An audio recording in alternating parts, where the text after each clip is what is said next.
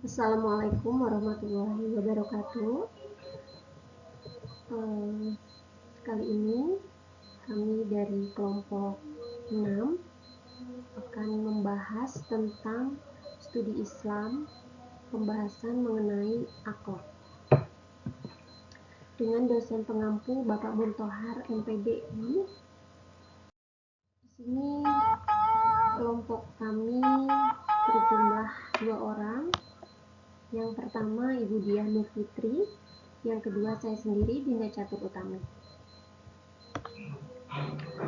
Untuk bab pertama pendahuluan latar belakang, di sini kami masalah akhlak dalam Islam itu menjadi sesuatu yang penting dan berguna bagi umatnya, karena akhlak tersebut menjadi sesuatu yang akan membuat seseorang mendapatkan kebahagiaan di dunia maupun di akhirat. Karena pada dasarnya Islam adalah agama yang sempurna yang mengatur sedetail-detailnya segala sesuatu. Islam adalah agama yang selamat dan juga menyelamatkan. Dan Islam adalah agama yang sempurna dan agama yang mengatakan bagi siapa yang mengikuti ajarannya dan dengan benar sesuai dengan diperintahkan Allah dan Rasul-Nya, Islam sendiri berarti penyerahan diri kepada yang pemberi selamat. Dan Islam juga berarti salam yang berarti keselamatan. Di sini rumusan masalah itu adalah kita beberapa hal, ada yang pertama pengertian dari akhlak, yang kedua perbedaan dan persamaan antara akhlak, etika dan moral, yang ketiga apa saja sumber akhlak dalam Islam, dan yang terakhir bagaimana akhlak tersebut sebagai modal keberhasilan dalam hidup seseorang. Di sini tujuan penulisan kami agar setiap mahasiswa dapat mengetahui dan memahami pengertian dari akhlak. Yang kedua, dapat memahami dan mengetahui perbedaan dan persamaan antara akhlak, etika, dan moral. Yang ketiga, dapat mengetahui, memahami sumber akhlak dalam Islam. Yang keempat, dapat mengetahui dan memahami akhlak sebagai modal keberhasilan hidup seseorang. Kemudian kita lanjut di bab 2 tentang pengertian akhlak. Di sini pengertian akhlak secara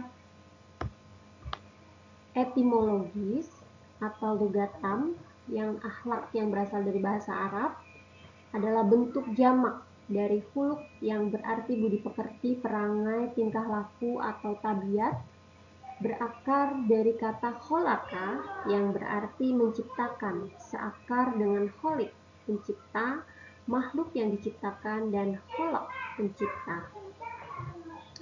Kemudian ada lagi pengertian akhlak menurut Imam Al-Ghazali, yaitu merupakan ukuran kepribadian seorang muslim.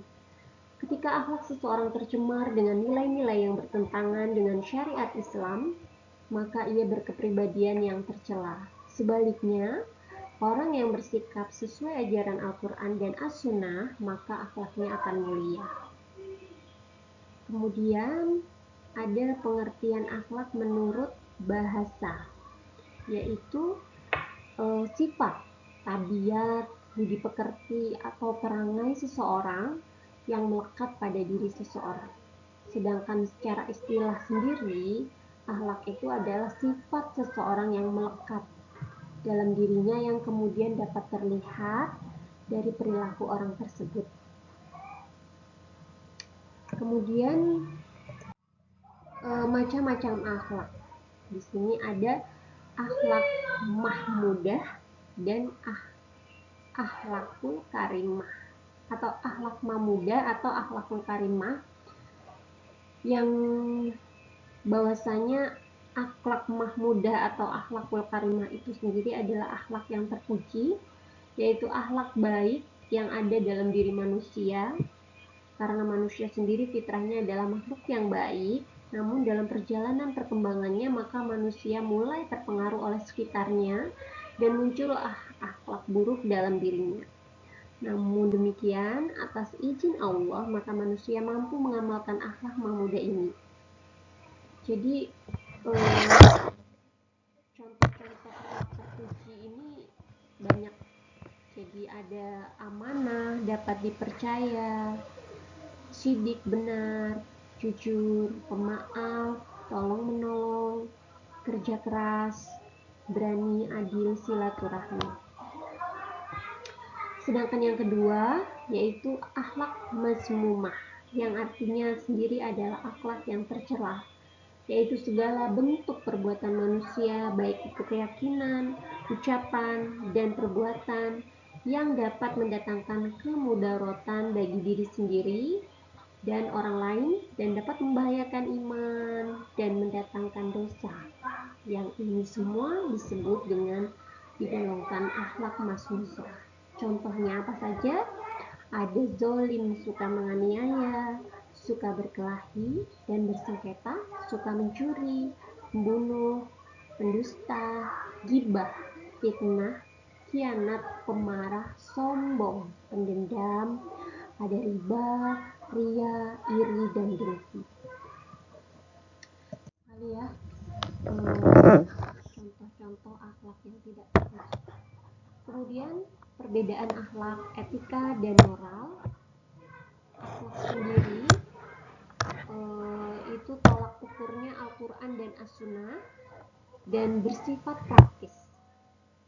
Untuk etika, tolak ukurnya pikiran, akal, dan bersifat teori. Sedangkan moral, tolak ukurnya norma kehidupan yang ada di masyarakat berupa adat, ini juga bersifat praktis.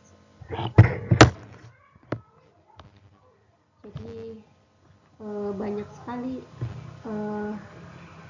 perbedaan dan persamaan di sini. Kemudian untuk persamaan etika dan moral itu yang pertama adalah mengacu pada ajaran atau gambaran tentang perbuatan, tingkah laku, sifat, dan perangai yang baik. Kemudian selanjutnya merupakan prinsip, sama-sama merupakan prinsip aturan hidup manusia untuk menakar martabat dan harkat kemanusiaannya. Sebaliknya, jika semakin rendah kualitas akhlak, etika, dan moral seseorang, maka akan semakin rendah pula kualitas kemanusiaan. Dan persamaan berikutnya, tidak semata-mata mereka itu merupakan faktor keturunan yang bersifat tetap, statis, dan konstan, tapi merupakan potensi positif yang dimiliki oleh setiap orang. Yang terakhir adalah penutup. Di sini kita berkesimpulan bahwasanya akhlak itu adalah buah dari keimanan dan keistiqomahan seseorang dalam menjalankan ibadah. Akhlak yang kita ketahui tersebut memiliki pengertian baik secara istilah maupun secara bahasa. Selain itu, ada beberapa ulama yang juga menjabarkan pengertian akhlak, sebagaimana Ibnu Miskawai menyebutkan bahwa akhlak tersebut adalah keadaan jiwa atau sifat seseorang yang mendorong melakukan sesuatu tanpa perlu mempertimbangkan terlebih dahulu. Etika sendiri adalah ajaran yang berbicara tentang baik dan buruk, dan yang menjadi ukuran baik dan buruk adalah akal, karena memang etika adalah bagian dari filsafat, dan moral adalah ajaran baik dan buruk yang ukurannya adalah tradisi yang berlaku di suatu masyarakat. Sumber akhlak adalah Al-Quran dan As-Sunnah, bukan akal, pikiran, atau pandangan masyarakat, sebagaimana pada konsep etika dan moral, dan pula bukan karena baik atau buruk dengan sendirinya, bagaimana pandangan Mu'tazilah. Akhlak sendiri merupakan perhiasan diri bagi seseorang, karena orang yang berakhlak jika dibandingkan dengan orang yang tidak berakhlak tentu sangat jauh perbedaannya, karena akhlak tidak dapat dibeli atau dinilai dengan suatu mata uang apapun. Akhlak merupakan wujud di dalam diri seseorang yang merupakan hasil didikan dari kedua orang tua serta pengaruh dari masyarakat sekeliling mereka. Maka dari itu, jika kita dikenalkan sejak dini, didik serta diarahkan pada akhlak yang mulia, maka secara tidak langsung akan mempengaruhi tingkah laku dalam kehidupan sehari-hari sehingga tercermin.